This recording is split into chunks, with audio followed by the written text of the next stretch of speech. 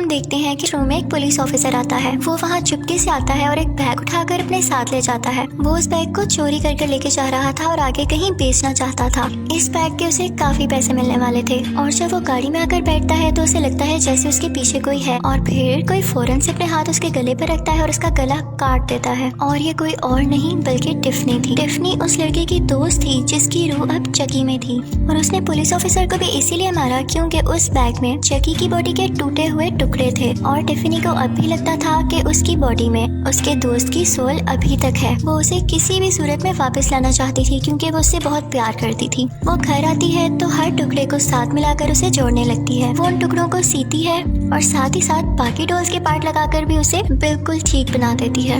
لیکن چکی اب یہاں پر بہت خوفناک لگ رہا تھا. ٹفنی تو اس بات سے کافی خوش تھی کہ اب اس نے چکی کو ٹھیک کر دیا تھا. وہ اسے لٹا کر کچھ نوٹس پڑھنے لگتی ہے کہ شاید اس میں وہ سول واپس آ جائے اور یہ اٹھ کھڑا ہو, لیکن اس میں کوئی موومنٹ نہیں ہوتی. اور پھر کچھ ٹائم بعد ٹفنی کا ایک اور دوست وہاں پر آ جاتا ہے اور ٹفنی جب واپس مڑ کر دیکھتی ہے تو چکی اپنی جگہ پر نہیں ہوتا. اسے یہاں پہ پتہ چل چکا تھا کہ چکی اب واپس آ چکا ہے اور زندہ ہو چکا ہے. یہاں پر وہ اپنے دوسرے دوست کو باندھ دیتی ہے تاکہ وہ کچھ نہ کر سکے اور پھر سامنے آتا ہے چکی اور ٹفنی کے دوست کے منہ کے اوپر پلو رکھ کے یعنی تکیا رکھ کے اس کا سانس روک دیتا ہے اور وہ وہیں پر مر جاتا ہے. اب ٹفنی چکی کو زندہ دیکھ کر کافی خوش ہوتی ہے کیونکہ چکی کے اندر اس دوست کی روح تھی جس سے ٹفنی شادی کرنے والی تھی. اور پھر وہ چکی سے باتیں کرنے لگتی ہے اور اس سے ایک ویڈنگ رنگ دکھا کر پوچھتی ہے کہ کیا تمہیں یاد ہے اس کے بارے میں, یہ مجھے تمہاری باڈی کے پاس سے ملی تھی. یعنی جس وقت اس کے دوست کی ڈیتھ ہوئی تو وہیں سے اسے یہ ویڈنگ رنگ بھی ملی. تو یہ سن کر اس کے دوست کی سول جو چکی کے اندر تھی اب زور زور سے ہنسنے لگتی ہے. وہ کہتا ہے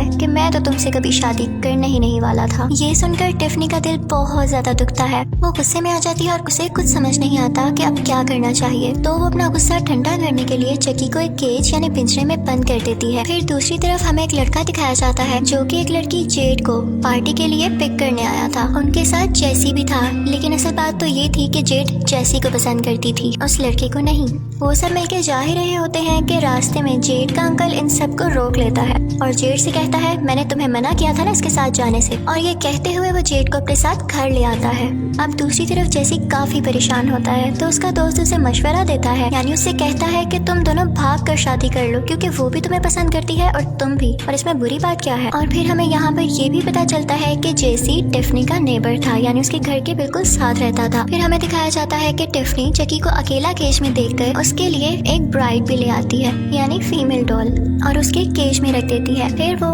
بات لینے کے لیے چلی جاتی ہے اور ساتھ ساتھ ٹی وی دیکھنے لگتی ہے. اور پھر ہمیں چکی دکھایا جاتا ہے جو کہ اس برائڈ ڈول کے گلے میں سے رنگ نکال کر وہ کیج کاٹ دیتا ہے اور باہر آ جاتا ہے. اسے بہت غصہ تھا کہ ٹفنی نے اسے بند کیا اور اسی بات کا بدلہ لینے کے لیے وہ ٹفنی کے واش روم میں جاتا ہے. وہ دیکھتا ہے کہ ٹفنی پانی میں ہے تو اس چیز کا فائدہ اٹھاتے ہوئے وہ ٹی وی وہاں سے اتارتا ہے اور اس کے بعد ٹب میں پھینک دیتا ہے. اب ظاہر ہے کہ پانی میں کرنٹ آ جاتا ہے اور ٹفنی تڑپ تڑپ کر مر جاتی ہے. چکی کو اس بات کا کوئی افسوس نہیں تھا اور وہ اپنے ساتھ اس برائڈ ڈول کو بھی لایا تھا جس میں پہلے تو کوئی سول نہیں تھی لیکن اب وہ اس میں ٹفنی کی سول ڈالنا چاہتا تھا. وہ ٹفنی کی ڈیڈ باڈی کے ساتھ ایک ریچول کرتا ہے اور ٹفنی کی سول کو اس برائڈ ڈول میں ڈال دیتا ہے. اب ٹفنی جب یہ فیل کرتی ہے کہ وہ کسی ڈول میں آ چکی ہے تو اسے بہت غصہ آتا ہے اور وہ گھبرا جاتی ہے.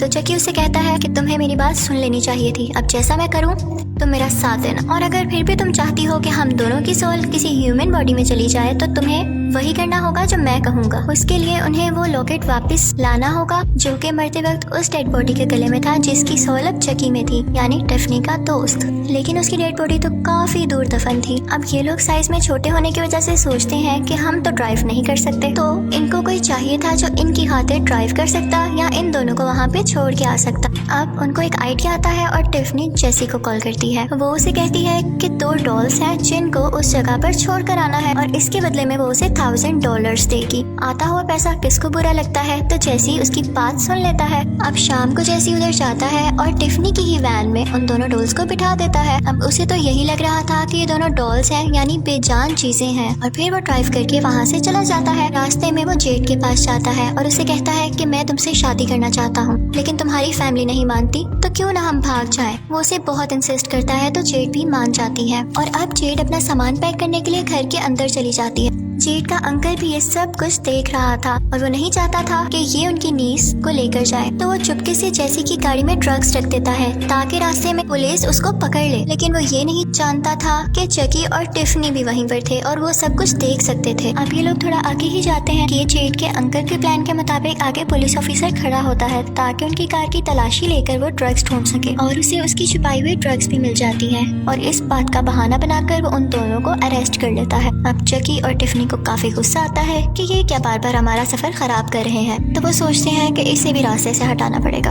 अब जेसी और जेड वहाँ से भाग जाते हैं और वो पुलिस ऑफिसर भी जेड के अंकल से कांटेक्ट करने की कोशिश कर रहा होता है और इसी दौरान चुपके से चकी उसकी कार में आग लगा देता है और उसकी कार ब्लास्ट हो जाती है और वो खुद भी मारा जाता है। फिर जेड और जेसी वो वैन लेकर वहाँ से चले जाते हैं। उनको ये सफर काफी अजीब लग रहा था और दोनों नहीं समझ पा रहे थे कि उनके साथ ये क्या हो रहा है। दोनों एक दूसरे को ब्लेम कर रहे थे कि ये तुम्हारी वजह से हुआ है। खैर फिर हमें दिखाया जाता है कि वो एक चर्च में जाते हैं और फाइनली शादी कर लेते हैं। अब वहाँ कार में टिफनी और चकी भी गाने सुन रहे थे और टिफनी को भी वो सब याद आता है कि कैसे वो उससे शादी करना चाहती थी। अब जेड और जेसी एक होटल में रुकते हैं। वहाँ पर एक कपल उनके रूम में आके जेसी का पर्स चुरा लेता है, लेकिन टिफनी ने ये सब कुछ देख लिया था। अब जब वो लोग अपने रूम में चले जाते हैं तो टिफनी वहाँ पर जाती है और उनकी छत पर लगा हुआ शीशा तोड़ देती है। उस शीशे के टुकड़े उन लोगों के ऊपर गिरते हैं जिससे उनकी फौरन से डेथ हो जाती है। यहाँ पर चकी भी था और जब वो देखता है कि टिफनी ने इतने ट्रिकी तरीके से इनको मारा तो वो उससे इम्प्रेस हो जाता है और यहाँ पे वो सोचता है कि इसको मेरी वाइफ होना चाहिए। इसी के साथ वो वेडिंग रिंग निकालता है और उसे पहना देता है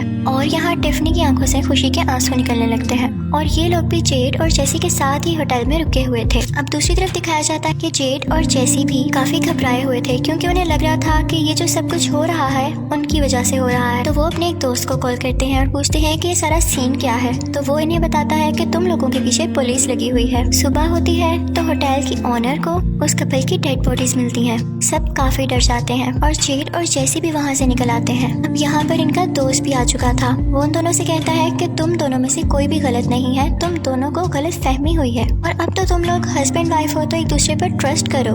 इसी के साथ वो वैन खोलता है तो उसके अंदर जेड के अंकल की डेड बॉडी थी। ये देखते ही उसे भी शक हो जाता है और वो उसी की गन निकाल कर उन दोनों पर पॉइंट कर लेता है। वो कहता है कि वैन से बाहर आ जाओ। उसे लग रहा था कि अब तक जितने भी मर्डर्स किए हैं वो इन दोनों ने मिलकर किए हैं। और यहाँ पर चकी और टिफनी भी मूवमेंट करने लगते हैं और खुद को रिवील कर देते हैं। उन्हें देखकर उनका दोस्त वहाँ से भाग जाता है और एक ट्रक उसके ऊपर से गुजर जाता है और उसकी डेथ हो जाती है। अब चकी यहाँ से गुस्से से कहता है कि फौरन से वैन चलाओ। यहाँ चकी और टिफनी उन्हें सारी स्टोरी बताते हैं और एक दूसरी वैन चुराकर उसमें ट्रेवल करने लगते हैं। इस वैन में किचन भी था और टिफनी चकी के लिए खाना भी बना रही थी। यहाँ पर इन दोनों में एक छोटी सी लड़ाई हो जाती है कि खाने के बर्तन कौन धोए और ये लोग बहस करने लगते हैं। तो इसी चीज का फायदा उठाकर जेड फौरन से आती है और टिफनी को उठाकर माइक्रोवेव ओवन में बंद कर देती है और जेसी चकी को उठाकर फौरन से विंडो से बाहर फेंक देता है। अब चकी वापस जेसी पर शूट करता है। उसके शूट करने की वजह से वैन का एक्सीडेंट हो जाता है, लेकिन लकीली वो खुद बच जाता है। वहाँ माइक्रोवेव से जली हुई टिफनी भी बाहर आ गई थी और वो बदला लेने के लिए जेड पर अटैक करती है, लेकिन जेसी फौरन से उसे लेकर वहाँ से बाहर आ जाता है। लेकिन तभी वो वैन ब्लास्ट हो जाती है। अब चकी उन्हें जबरदस्ती लेकर कब्रिस्तान आ जाता है और अब उसे लॉकेट चाहिए था जो कि एक कब्र में उस इंसान की डेड बॉडी के साथ ही दफन था। दूसरी तरफ जेसी भी टिफनी को उठाए वहाँ पर पहुँचता है। वो उसे चकी को देता है, लेकिन चकी कहता है कि मुझे इसकी कोई जरूरत नहीं है। इसी के साथ वो जेड पर भी एक नाइफ से अटैक करता है, लेकिन वो जेसी को लग जाती है और फिर वो उन दोनों को बांध देता है। अब यहाँ पर चकी ने वो लॉकेट हासिल कर लिया था और वो अपनी सोल उसमें ट्रांसफर करने के लिए रिचुअल शुरू करता है। लेकिन जब टिफनी ये देखती है कि जेड और जेसी में इतना प्यार है तो वो बिल्कुल बदल जाती है और अब वो उनको मारना या अलग करना नहीं चाहती थी और वो अब चकी के पास जाती है और उसे पीछे से एक नाइफ से स्टैब कर देती है। वो उसे कहती है कि हम अब जीकर क्या करें, हमें जीने का वैसे भी कोई हक नहीं है और इसी के साथ उन दोनों में बहुत फाइट होती है। यहाँ चकी टिफनी को नाइफ मारता है और वो बेचारी मर जाती है। इसी दौरान जेसी चकी को उसी कब्र में धक्का दे देता है। यहाँ पर एक पुलिस ऑफिसर भी आता है और वो लोग चकी पर काफी शूट करते हैं। चकी मरने से पहले कहता है कि मैं वापस जरूर आऊंगा। पुलिस ऑफिसर जेड और जेसी से कहते हैं कि तुम लोग अब घर जा सकते हो क्योंकि तुम लोग मासूम हो। उसके बाद वो टिफनी के पास जाता है तो देखता है कि उसके पास उसका बेबी पड़ा हुआ है। वो बच्चा बहुत खौफनाक था। वो उस पुलिस ऑफिसर पर अटैक कर देता है और इसी के साथ मूवी भी एंड हो जाती है। Thank you for watching.